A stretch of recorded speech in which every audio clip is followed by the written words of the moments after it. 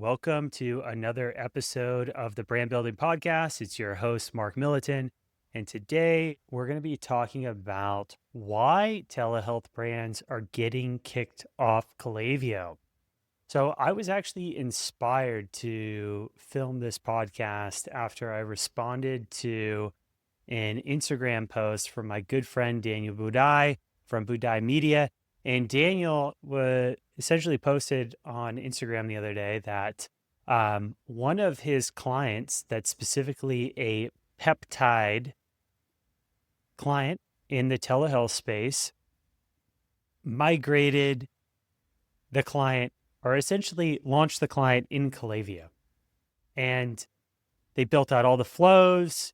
They got the campaigns rocking and rolling, and the client started scaling like crazy. These telehealth startups, when they figure out traffic arbitrage, can grow insanely fast. What ended up happening is that there's a gray area with Klaviyo and telehealth. And the gray area is that any ESP that you are using for any telehealth startup needs to be HIPAA compliant. Now, a lot of brands are kind of looking the other way in this space, but it's just a matter of time. If you're scaling like crazy, you're going to be a target, and you're going to be a target for the ESP to be looking into you. You're also going to be a target for potential lawsuits. And essentially, any brand that is moving fast and generating a lot of money needs to be buttoned up compliantly.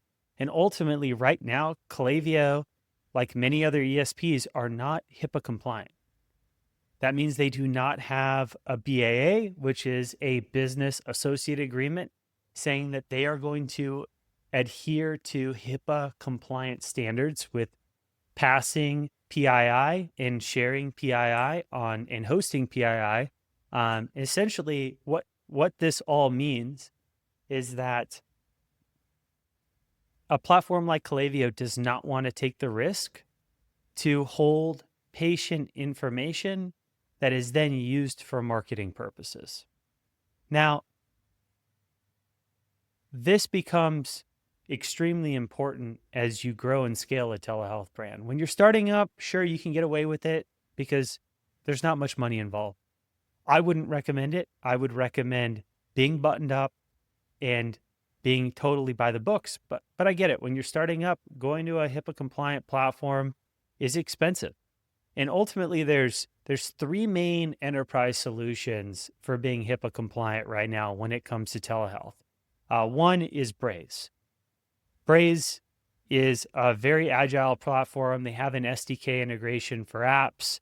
It's used by a lot of the big dogs like Row and Hims and Hers. And I believe CVS uses it as well.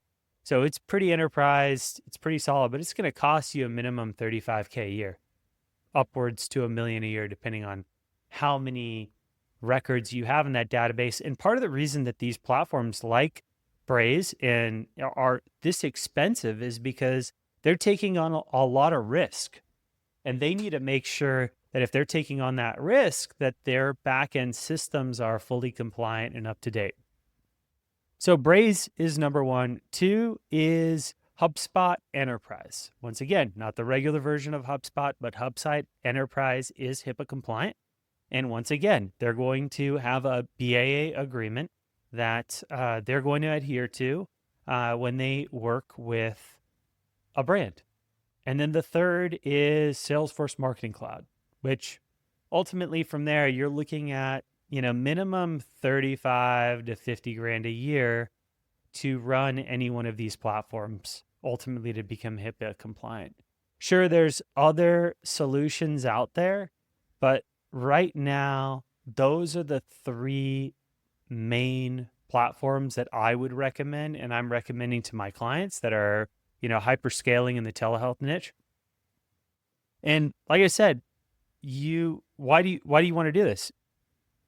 Ultimately, when you're dealing with patient information and you're marketing to those patients and you're growing and you're making a lot of money and you're generating a lot of revenue, there's a target on your face. And that target ultimately becomes closer and closer and closer as you increase the longevity of your business, increase the top line revenue you're doing, increase the number of patients you have. And ultimately, if there is a way for you or a way for someone to make money, or someone feels like you're not in full compliance, you will get sued. So, like I said, I wanted to make this video today. I was inspired by Daniel's post for one of his clients in the peptide space.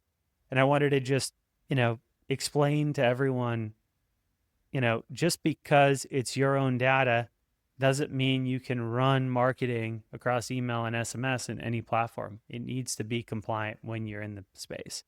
And I highly recommend everyone be buttoned up, because if you're not buttoned up, there's a lot of risk involved. So I hope you enjoyed this little rant.